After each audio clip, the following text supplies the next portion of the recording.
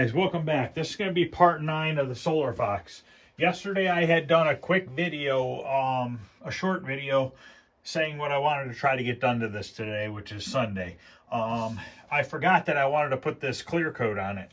So this I'm going to do first. This is Wise Owl Paint. That's who makes it.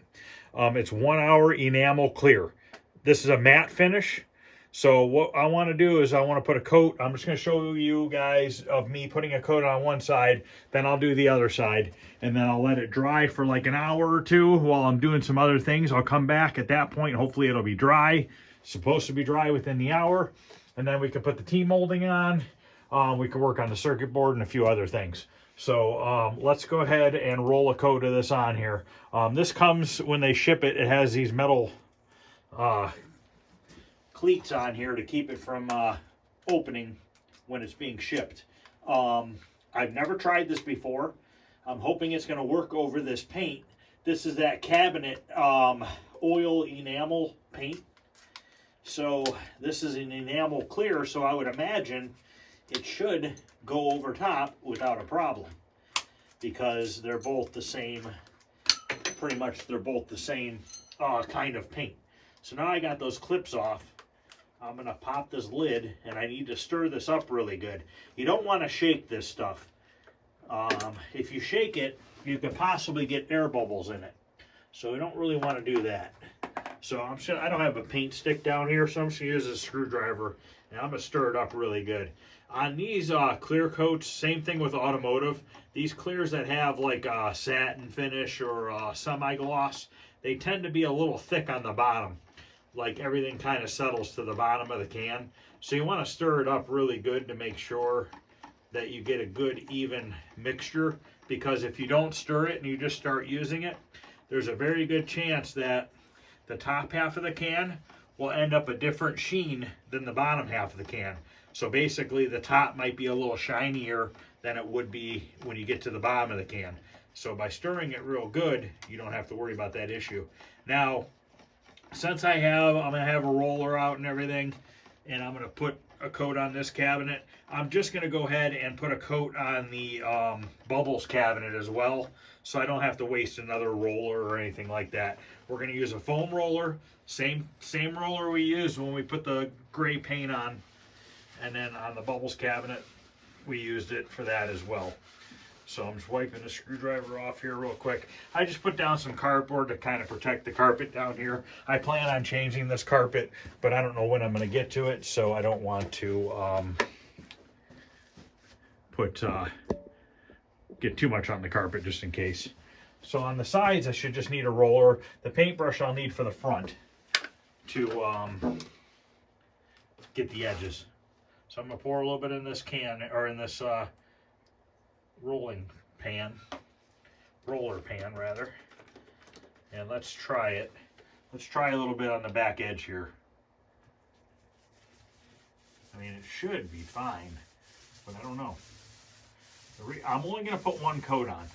The reason why I'm putting this on is I want to protect the original paint on the cabinet from getting any further damage. Now it looks a little bubbly to me.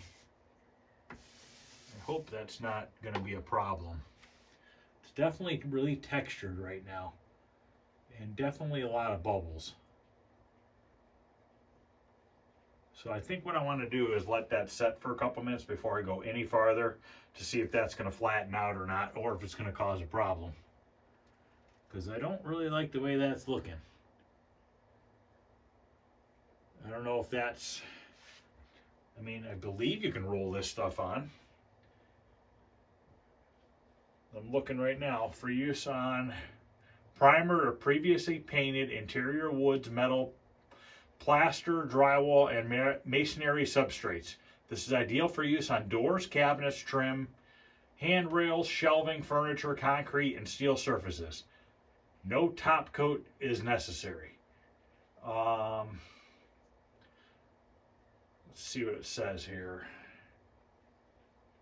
Used in a well-ventilated area. Obviously, keep it closed when not in use.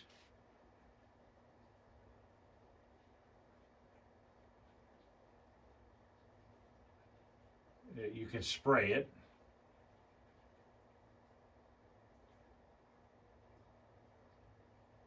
Do not use a high-speed drill as it may cause bubbles. Same thing as if you shake it.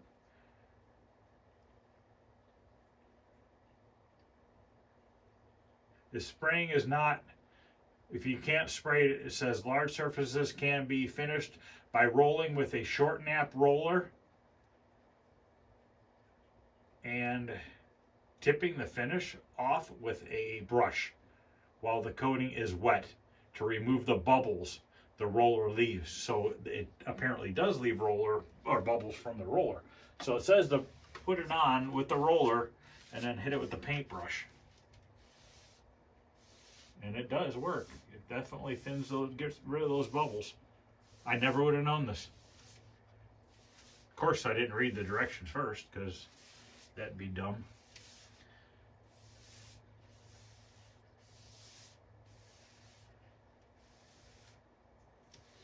So let me go ahead and roll a coat on this cabinet, and hopefully it'll work all right. It's weird that you got to use a paintbrush afterwards. Kind of different, but whatever. I mean, I could have sprayed this on. I would have had to take the cabinet back upstairs, back outside to the shop, because originally I was just going to leave this alone. I wasn't going to put any sort of a clear coat on it. But a couple people mentioned, hey, are you going to try to cover that artwork up to preserve it from any future damage? And I wanted to. You know, normally I'll use I don't know what that is, an automotive clear. But I didn't want to put an automotive clear on this cabinet paint because this is an oil enriched enamel, it says, and usually automotive clear coat will not spray over an oil finish. It'll end up reacting. So I was just going to leave it because I didn't want to run the risk of that clear coat having a reaction on the cabinet and obviously screwing it up. But then I started researching it, and it took me a little while to find this stuff. I just kept looking online, and then I came across this company, that Owl's Eye Paint, and I figured I'd give it a try. It's not cheap. I think it was like $50 for this quart. But if it works, it's obviously worth it, because then there is at least some sort of a coating over this original artwork, and you'll be able to wipe the cabinet down and not have to worry about it. You could probably just use some Windex to wipe this cabinet down. It definitely levels out with the paintbrush where I brushed it. So now that I got a coat rolled on here, we're going to take this paintbrush and just try to do nice strokes. Maybe I got a run up here from the paintbrush. Just going to kind of just go one direction only, straight up and down.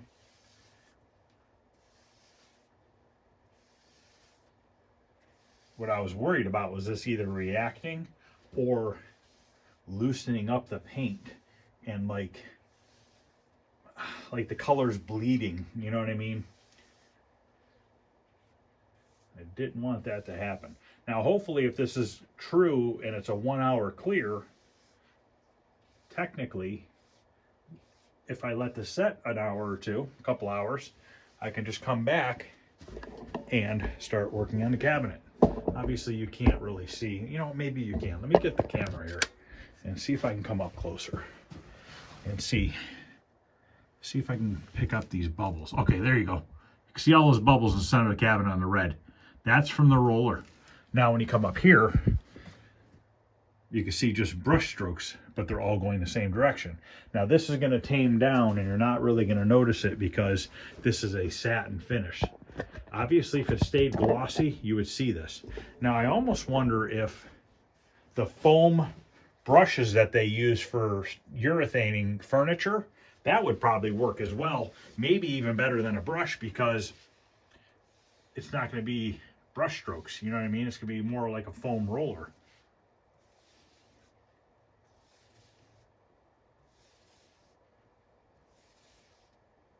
Kind kind of hoping this stuff works pretty good. I have an old Pac-Man cabinet, and it has a bunch of paint flaking off it and stuff, but I didn't really want to restore it. Maybe I can put a coat of this over top. Just kind of keep the original patina of it, because obviously it's only like that once. I mean, I could restore it, but you know, it's a Pac-Man.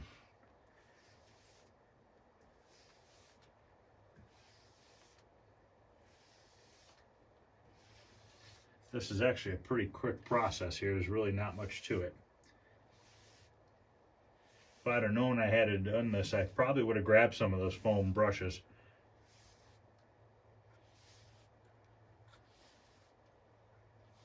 But I think this is going to be fine. If it were gloss, I definitely would be using a foam brush. But like I said, drying a satin, I don't think you're going to notice it. Feels like it's getting a little sticky already, like it's already starting to dry on me. And I'm hoping to only have to do one coat. Okay, this side looks like it all coated. So I'm gonna go ahead off camera, go ahead and coat the other side and the front. And then I'll be back. It's gonna be probably about 2 hours or so. I got some other stuff to take care of. Then we'll come back, see what it looks like. As long as it looks good, we can continue on. I'd like to get maybe we'll do the T-molding first and get the marquee light and get the marquee installed, and then we'll pull those boards out. They're not mounted in the cabinet yet, and we'll swap out those ROM chips and see if we get that graphic glitch error type thing at the bottom of the screen to go away. Let's take a look at this real quick. You can see how it's shiny right now. So I'll show you it being shiny right now, and then what it looks like when it dries, which I'm guessing it's probably going to look just like it did before I put this on. So, all right, guys, I'll be back in a little bit. Okay, real quick, I just got done putting a coat on the bubbles cabinet as well. And if you look here, you could see how it's drying, and it's looking like it's drying identical to what the other paint was, which is good. That's what I was hoping for. And I've got a coat on both sides of bubbles and both sides in the front of this Solar Fox. And I only used not even a half a quart. So this stuff is definitely going to go a long way. I don't really see a reason to put 2 coats on the cabinet, because it's not like we're going to be sitting here and scrubbing it and washing it all the time and stuff like that. So just figured I'd let you know that, and then I'll be back later on and we'll continue this video. Okay, I'm back. It's been a few hours. This turned out really, really nice. Look at that finish.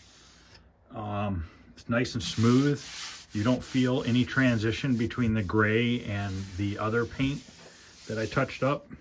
I might do a second coat on the bubbles cabinet, because it looks a little bit, I mean, it's not horrible at all, but I might do a second coat just to, this is a little bit rougher feeling because there's a lot more brush touching that was done to it. So this is more than likely going to get a second coat, but I definitely recommend that product. You could probably get 6 to 8 cabinet size out of that.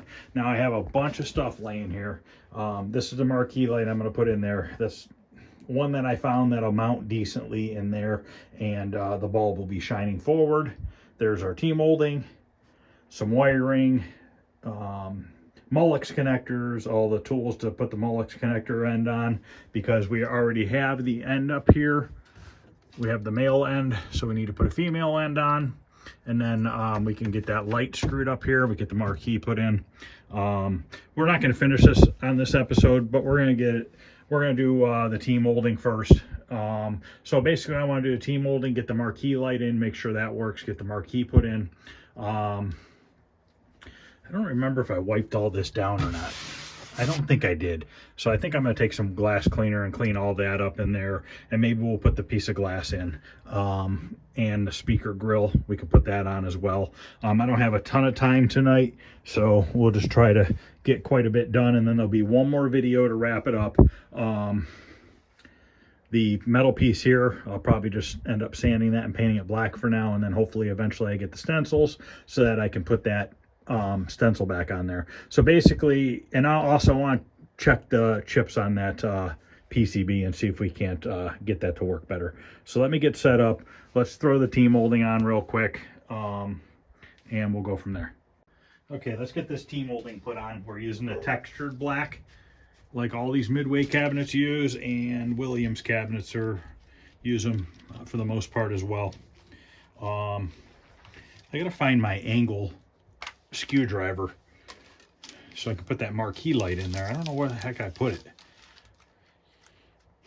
Hope it's not out. It might be in the shop.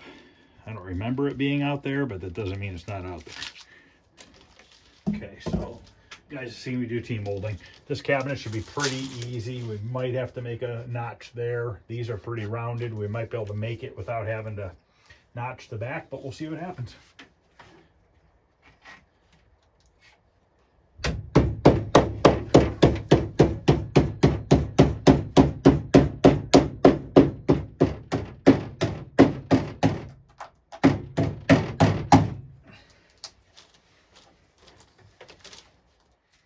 This notch is a little messed up right here.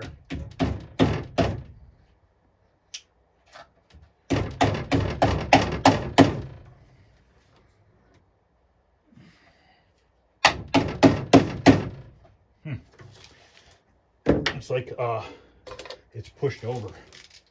The wood has like a separation in the graining right through here.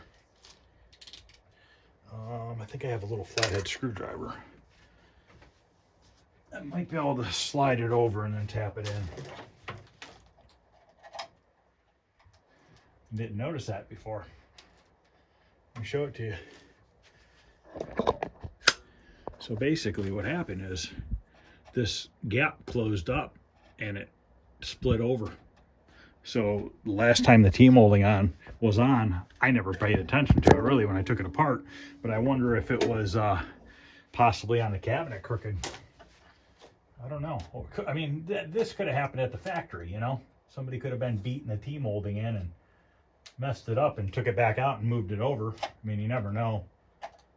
Because it definitely had textured T-molding on it when I took it off. Could have been original. Very well could have happened back when they made the cabinet.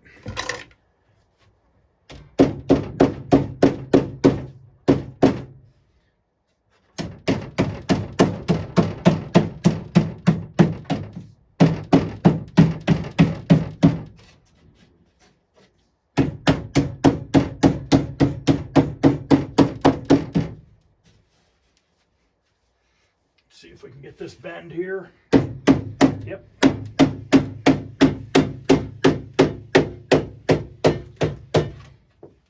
And underneath here, it doesn't have a groove because somebody replaced the bottom. So we're just going to cut it at the bottom of the cabinet. Straight across. I don't know if the camera can see where I'm at right now. So give me 1 second here. All right. I don't know if you guys can see where I was at the bottom of the cabinet. No, not really. But at the bottom there, I just cut it flush, straight across. So this side, easy enough. Right in. Just got to trim that back edge.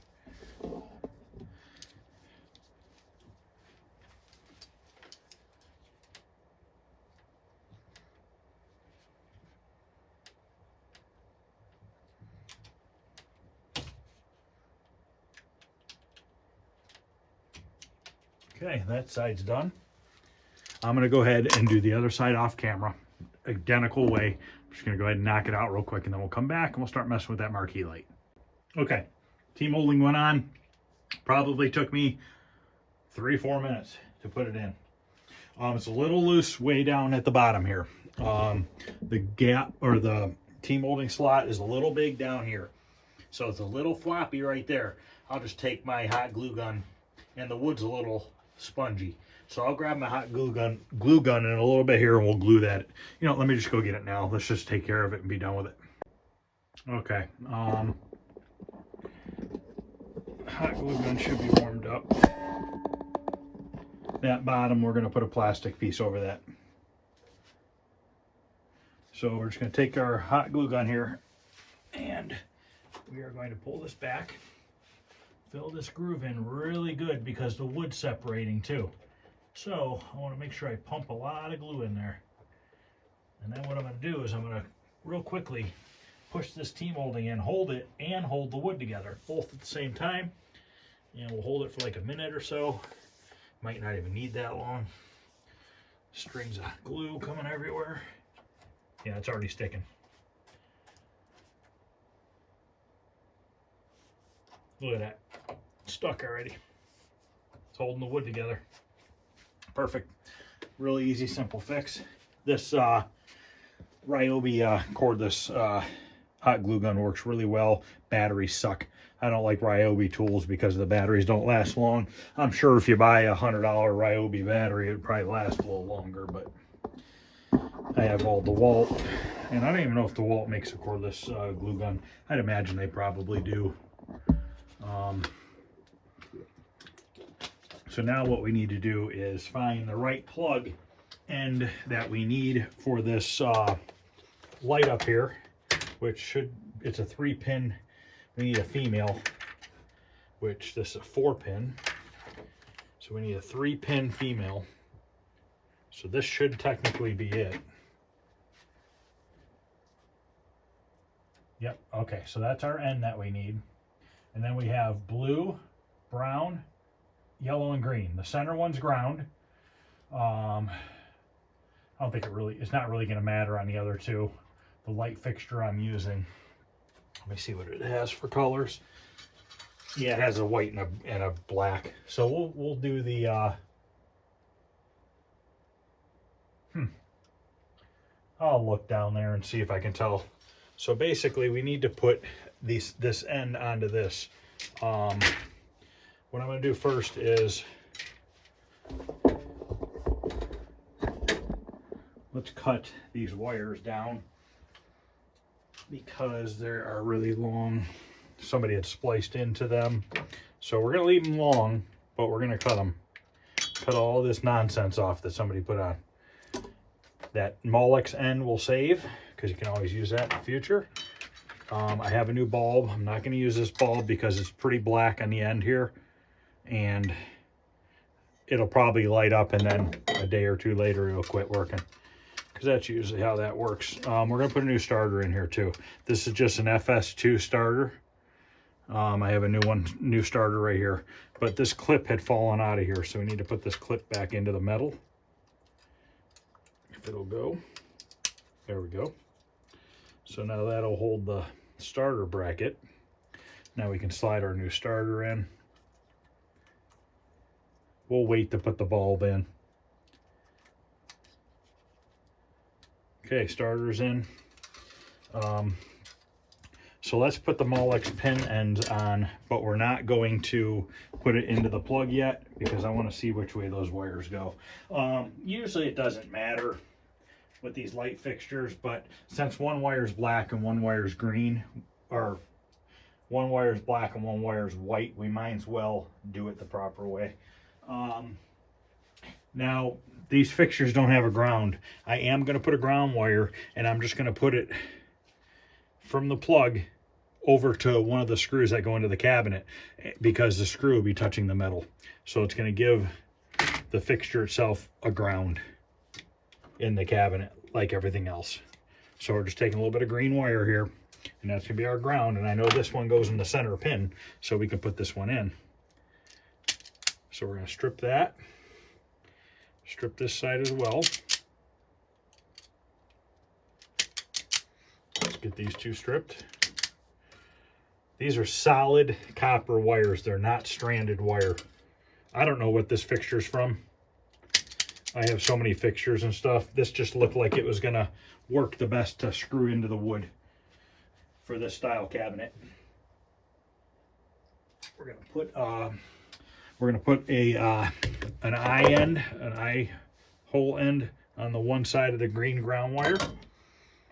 So we are going to crimp it on, heat shrink it, and like I said, we'll just put that into one of the screws that touches the metal. And that'll ground our fixture nicely. So we have that crimped on.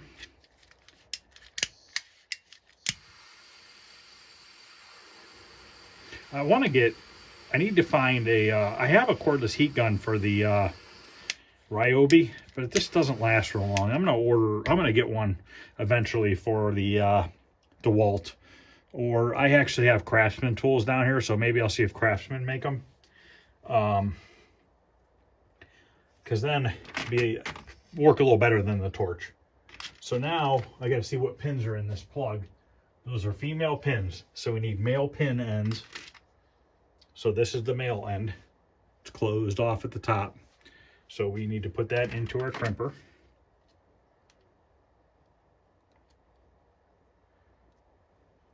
Put it on our end one.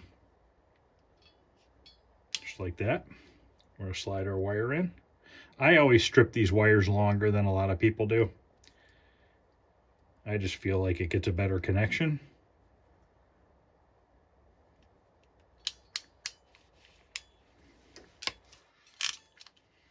Okay. You can see how that is wrapped around the insulation. It's a nice solid fit. I do have a little strand hanging out, but not worried about it. We're going to go ahead and shove that one in the middle hole because we know that the ground is for sure in the middle hole. So we have that one done. So now let's get the ends on these two. And then I'm going to figure out which wire I want to hook the black up to and the white.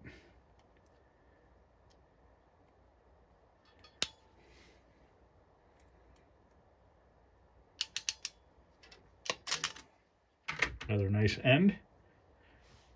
One more. I always forget you got to put it in the tool first.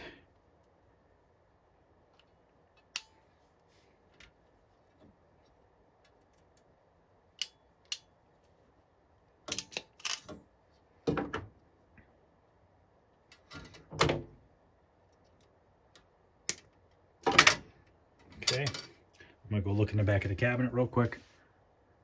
Okay, coming from the wall into the cabinet, they have the white wire going to the brown wire. So we are going to duplicate that and put that into the plug here. So I just want to see which way this plug plugs in again, and figure this out. So our brown wire is on the right side. So I'm going to keep it the same direction here. And we're going to shove the white wire in this side. Black wire over here. Done. We have our connection.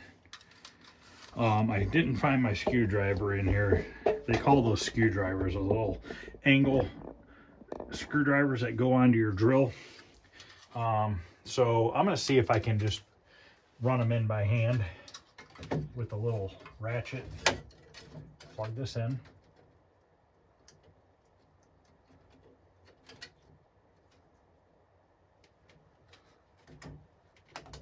Okay, and as you can see, the white is going to the brown, and then the blue is going to the black. So we're done with that.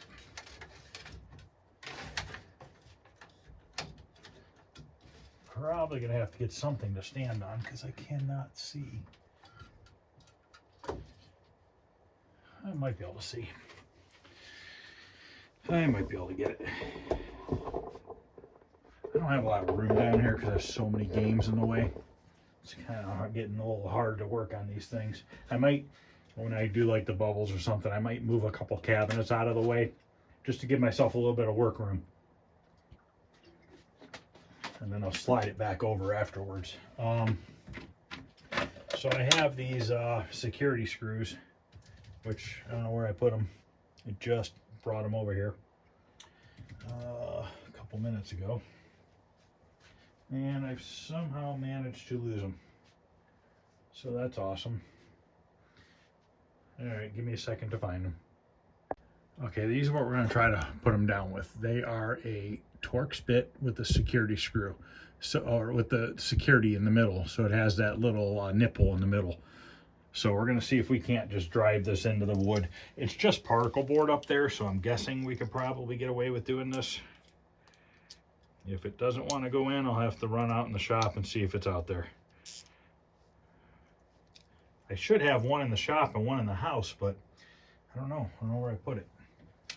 So let's put in this side first. I'm trying to keep it back farther. I don't want it touching the speakers, but I want it back far enough that it's going to give it a little more room for the light to kind of radiate out. If I run it right up here, it's going to be like a real bright spot on the marquee in a certain, you know what I mean, at that one spot. Now this fixture has notches on each side that the screw slides into.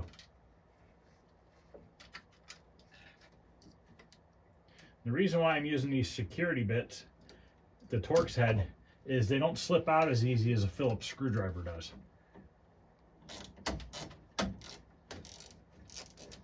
now I just have to try to muscle it into this particle board, which is probably easier said than done.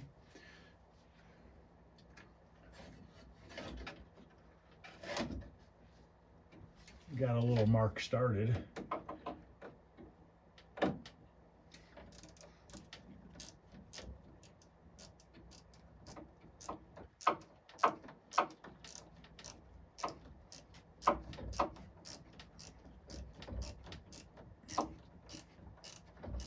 Come on.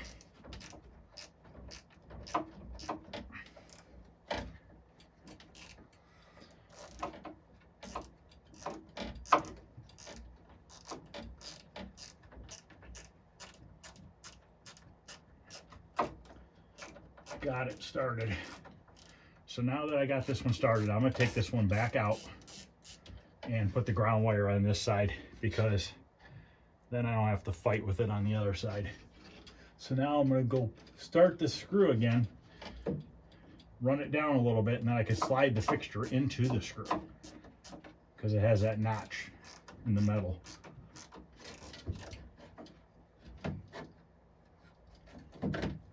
Just like that. I keep hitting the thing at the top of the ratchet and it switches directions on me.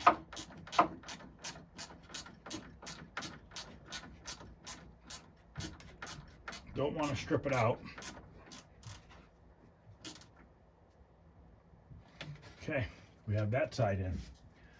So I'm going to turn the camera off for a minute and I'm going to drive the screw in the other side.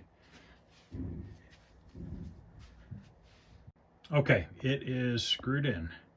I don't have the bulb in it yet. I'm going to turn the game on and then we're going to put the bulb in and see if it turns on.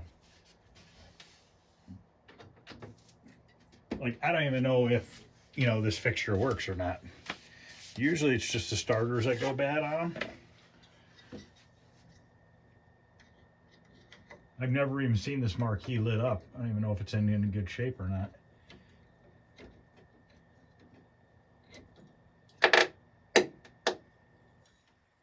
Cool. Here's the marquee. Let's see what this looks like. Looks really nice, actually. That's in really good shape. It's on plexiglass, not glass, and it is printed on the backside. So now we need to put this speaker grill cover on first. It did not have all the screws in it when I got the game. So what I'm going to do is I'm going to use those security screws to put all the same screws in that whole grill, because it takes quite a few screws. So I'm gonna go grab some screws, grab the grill, we'll put that in, then we can slide the marquee in, and then we can put the top one on, and we'll use the security screws on the top piece too, so that everything matches. You only have to use one screwdriver to take everything apart. Okay, here's that grill that we had sandblasted and painted. So this is ready to go on. My head's probably in the way. Let me see if I can shift the camera over to the right here. Maybe I can stay a little bit out of the way. That's a little bit better. So let's just start with the screws here. Gotta get this slid in there.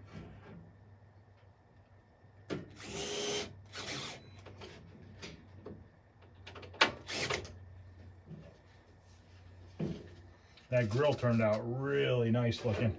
Can't really see it in the camera that well probably, but before it had all that vinyl on it and it was all peeling off. It looks real nice. It's just weird how it's got like a got like a weird effect to it.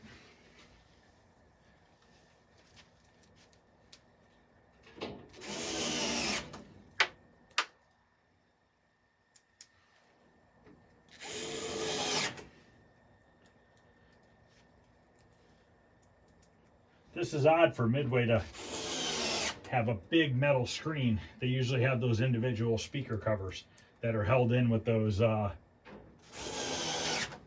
bolts with the nuts on the backside. So it's a little odd for me to see this.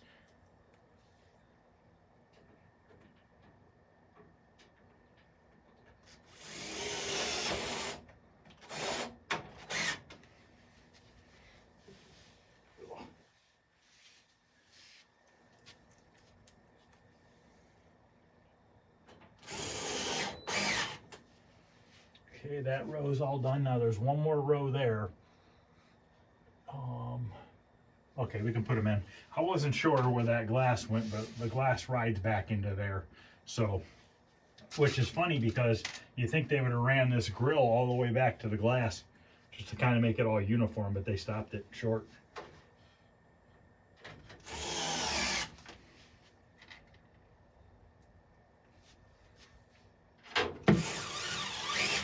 We still have to change the volume pot back because I had soldered that new one on.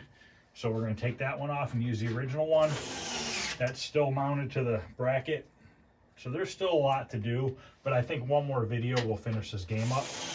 Other than that artwork for that, I'll message Dan from our escape pod and see if he's gotten anywhere with it or not. I haven't had a chance to talk to him. Okay, so now we have that. We're gonna toss this old bulb in the garbage. Even if it works, I don't even care because I know as soon as I put it in there, it'll quit working. So we could stick the marquee up there. I already had cleaned it before, so that can go up there. I gotta find that top bar. I don't remember where I put that, so let me go find that. Okay, I believe this is it because I tried it on the bubbles cabinet and it didn't fit. It's too wide, barely too wide, but a little bit. So I'm guessing it's for this one because I have all the bubbles parts down here too. I'll know as soon as I put the screw. Yep, there's a hole right there, so we're good.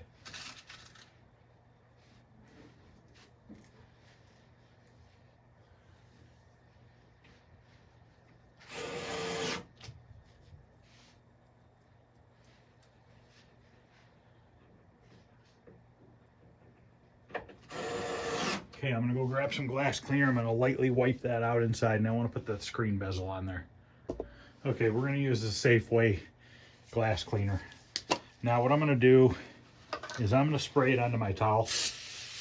I don't want to spray it onto that cardboard because I don't know if it'll, as old as it is, I don't need to start wiping off artwork.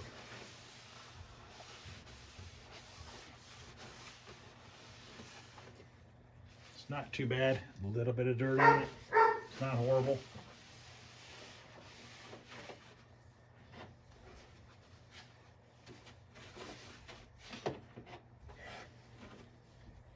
It's actually fairly clean in here.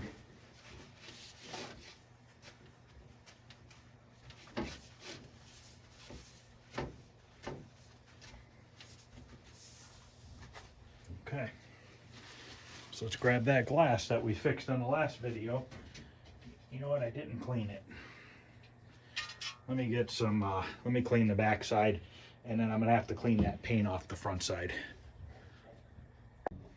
Okay, I have this leaning down over here very carefully so I don't screw up the paint on the, can't think of what the game's called.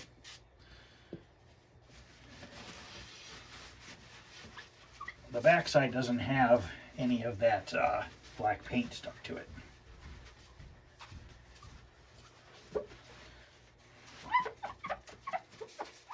And remember, we sprayed that triple thick over the back, so I don't have to worry about messing up that artwork that I touched up. Okay.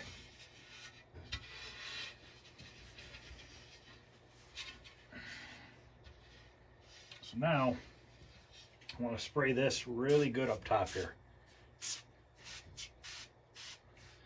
to use a razor blade here.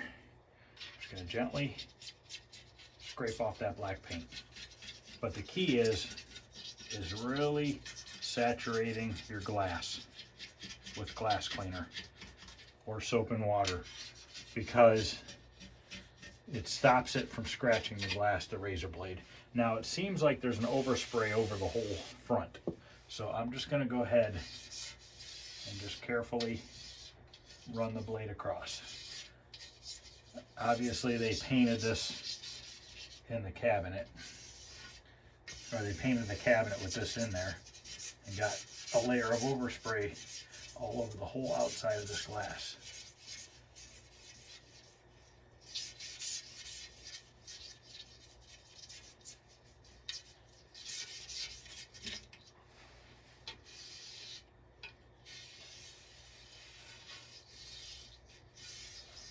Not as bad down lower as it was up higher.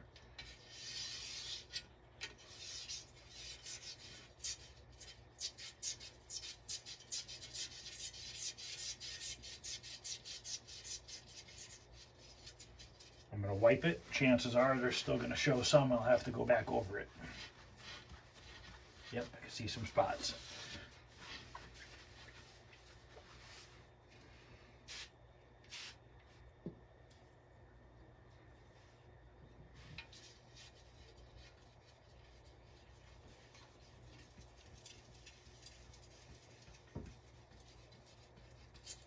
Okay.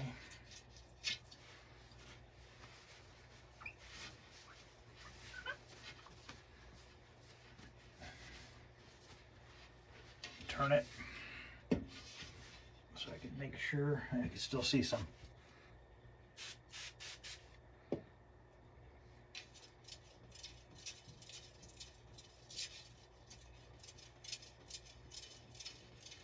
Sometimes helps to go multiple directions.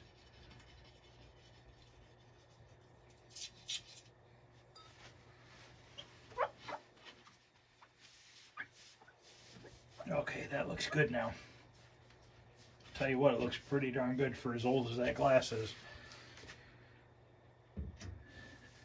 Now that cabinet has that automotive clear on it, so I'm not worried about it. So let's stick this glass into the cabinet here. First I want to move that razor blade so I don't step on it wherever I put it. There it is. Move that out of the way. Okay. Let's just slide this in place.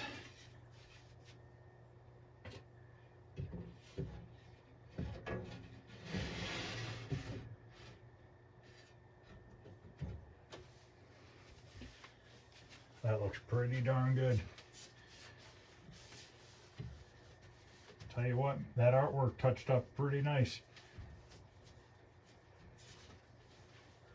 Okay, so now I'm going to pull the PCB out and we are going to change those couple chips and see if that does anything. And hopefully we'll fix that garbage right there at the bottom of the screen. And if that's fixed, we will call this video done and we'll do one more video putting the rest of this game together. Okay, let's pull this apart and change those few and see what it does. Actually, I gotta go grab a flathead screwdriver. There is a black light in the back of that cabinet. Can't really see it right now because the back door is not on. Once the back door gets put on, it will shine a lot better. So he had said to start with these two first. So let's start with those because the other ones are the video PCB. These ones are the CPU, G4 and G5. So the video is this, which board's the video? I think the middle board's video, I believe. I don't remember. So I think we got to get to the bottom board. Let's flip it over and see here. You got to depress these little nipples in. Do this side first because of the ribbon cable.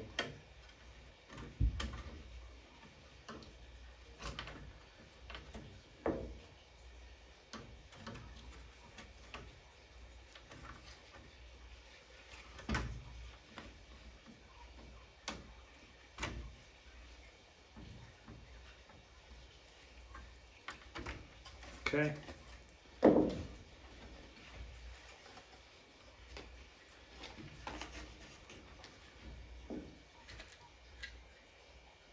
Okay, here it is. This is this middle board here. The video board, I think that's where the video signal plugs in. Is that the video board? I don't know.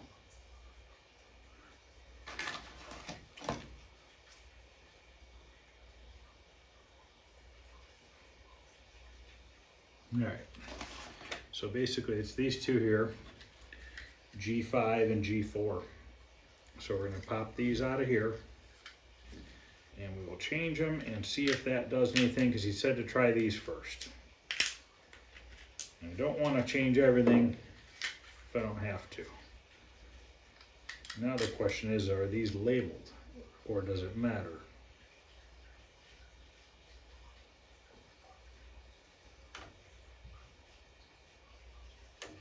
Looks like they're both the same.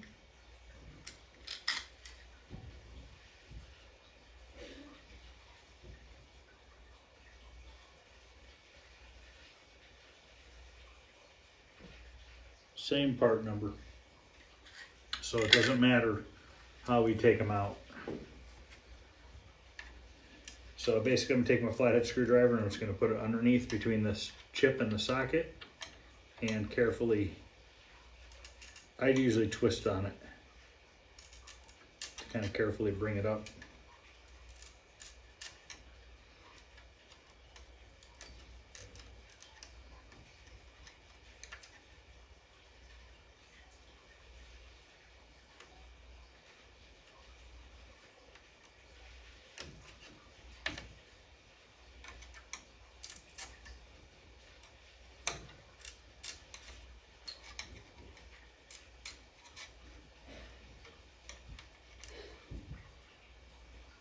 Okay, pop this one in.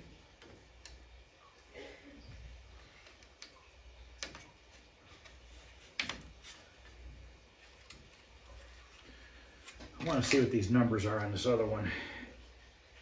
A1, A, C, D, and E.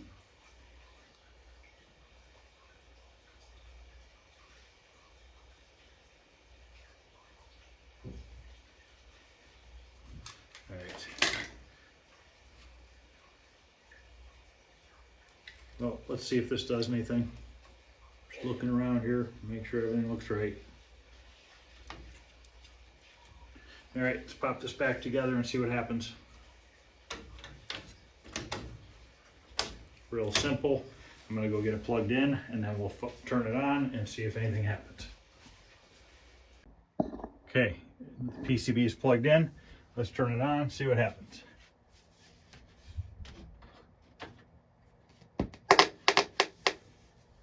That marquee light makes those speakers make a noise when it turns on at first.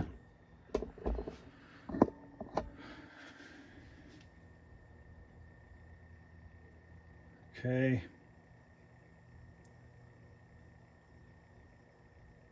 Gotta wait for that screen that it's on.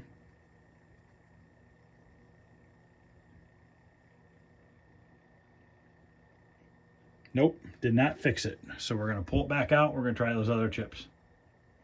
Okay, I have the board open back up. Now these two chips that I took out that did not change anything, I'm gonna slide these back into this, and these are good. No point in putting them back in.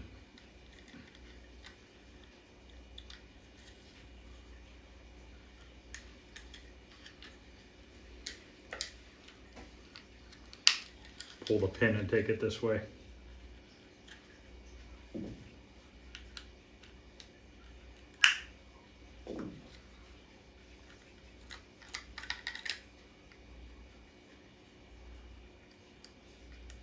So these are good.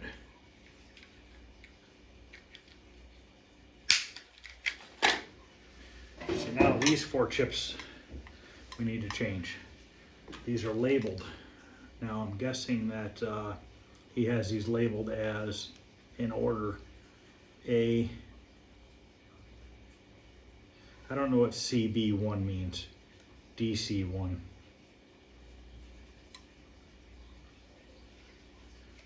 And then the E. Well, hopefully he slid them in here in that order. I'm guessing so. So we're going to do one at a time. I don't know if they're all the same chips or not, but we're not going to chance it. So we're going to pull out the first one and put that one in A. Piece of tape on the end.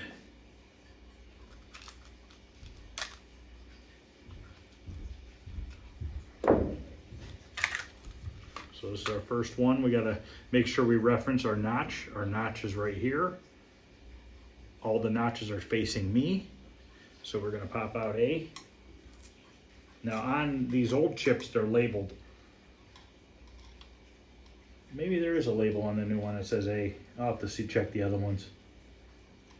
But we're doing the same thing. Just put the screwdriver underneath the socket and the chip. Just lightly twist it out. We're going to lay them on the counter in order.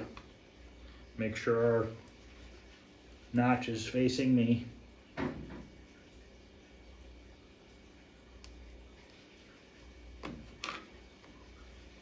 Okay, first one's in. These chips have labels on them.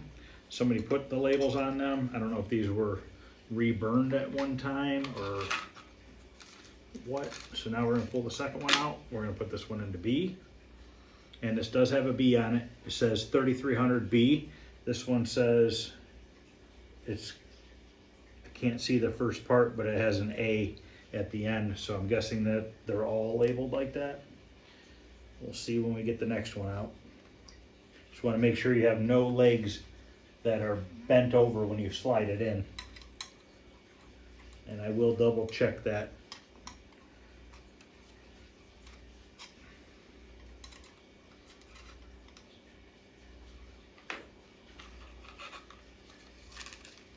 So third one here, and it has a C at the end of it. I guess he kind of labeled it CD because there's a C and a D right here, but there's only one socket.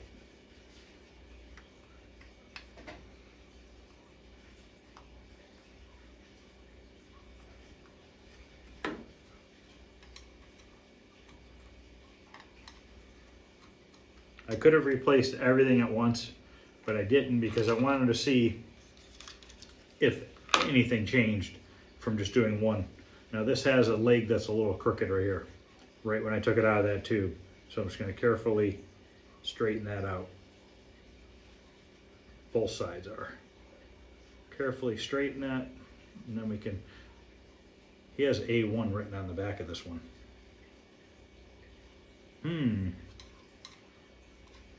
Let me see if he wrote on the back of them.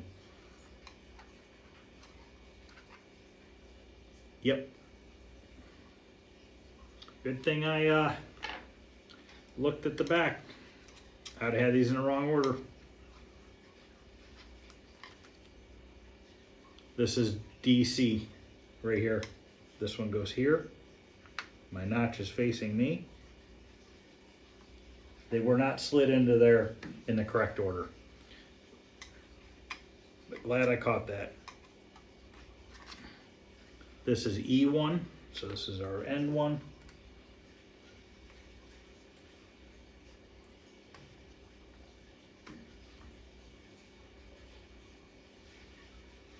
This is A1.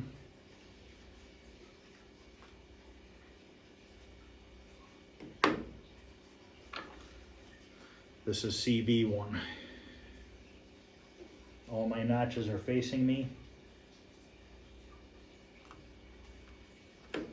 Okay.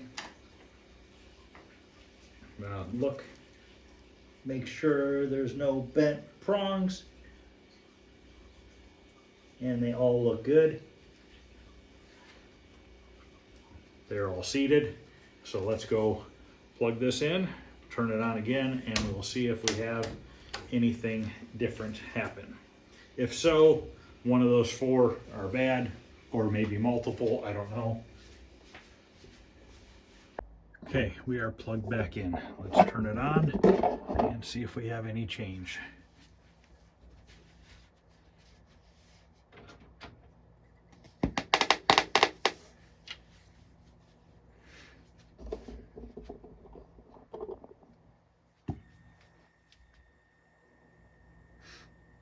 This monitor takes a minute to come up. There it comes. Next screen should have that on there.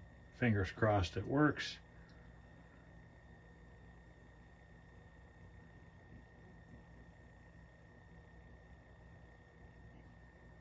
Yep, we got it. It works. 1981 Bally Midway something. So that fixed the problem. It was just one of those 4 chips or multiple chips. I don't know how that works. It says 1981 Bally Midway Manufacturing Company, all rights reserved. So perfect. All right, that's going to end this video, guys. Let me do something real quick first. Let me throw this back door on. And we'll turn the light off down here because I really honestly haven't seen this black light light up at all, really. So it's going to turn off for a second because I got to turn it and push in this interlock switch.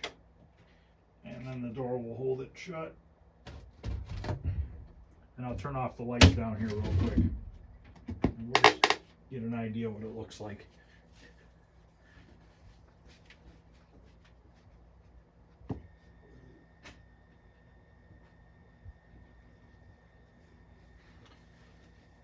Okay, that's pretty cool looking. It makes these planets and everything glow around it. So, all right, guys, that's going to end, I believe this was part 9. Let me turn the lights back on down here real quick. All right, guys, that's going to end part 9. If you guys are liking what you're seeing, please like, subscribe. Any questions or comments, feel free to ask. Other than that, there'll be one more video on this, and then there'll just be an update video if I get that artwork for that metal piece. So, all right, guys, thanks for watching. I will see you guys later.